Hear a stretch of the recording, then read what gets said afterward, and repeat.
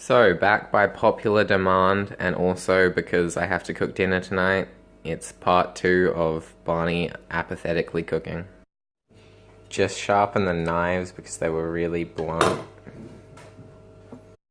So I'm making like burritos, and I'm gonna start by making guacamole to go in it. What? Yeah. I think that gets better every single time I do it. Avocado could be like the best vegetable, which is odd given that it's actually technically a berry. I put in a quarter of a lime for every avocado I put in, but they didn't sell any 3/4 limes, so this will have to do. Poor wasted quarter of a lime. I also put in coriander, which I know is another controversial topic, but oh well. Now there are these like bottled capsicums, but there's like sunflower oil and there's just way too much of it, so I try and drain some of the oil by putting it on this paper. It's like the cafeteria food from my old school. Dice that up a bit. So I'm gonna mix that later because I need to move on and cook the other stuff, and I can mix this while that stuff's cooking.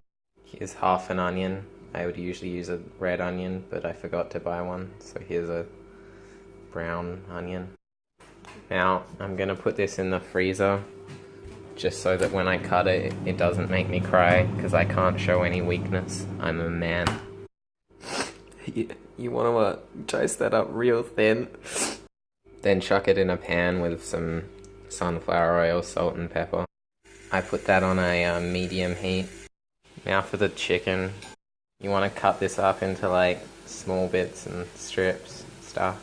I like having some variety in size and shape. Keeps it interesting. Now you want to put that all in like a big, small plastic bag, like a clean one. Then add breadcrumbs, cumin, thyme, turmeric, a little bit of sumac, a little bit of paprika, some chili. Fresh chili is probably better, but I don't have any. Then just shake that around until it's all mixed up. You can add some sesame oil if you want. Then you want to put that in a large pan, like large enough that the chicken is pretty free to have the moisture come off it. You don't need oil if you put... Don't worry if breadcrumbs and stuff get in it. You want to keep just stirring this around until it's all like nice and crispy and cooked and stuff. I don't know. Preferably also cook it past the point where you get poison from the chicken. But I mean, that's up to preference really. I'm just gonna add a little bit more oil. Some salt and pepper too is fine now. I would probably need 4 hands to do this though. So I've turned the heat down on that. It's still cooking though, and now I'm gonna mix this.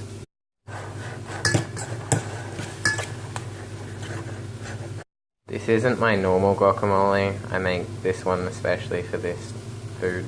Then I make a sauce with sour cream, sweet chili, and sriracha, mainly just because I like sour cream, sweet chili, and sriracha in it, and this is an easier way of putting it on. I'm now going to turn this cheese into smaller, thinner pieces of cheese. It'll be great. This might be too much cheese. I can't really tell. This is the result of that sauce, by the way. I forgot to show you.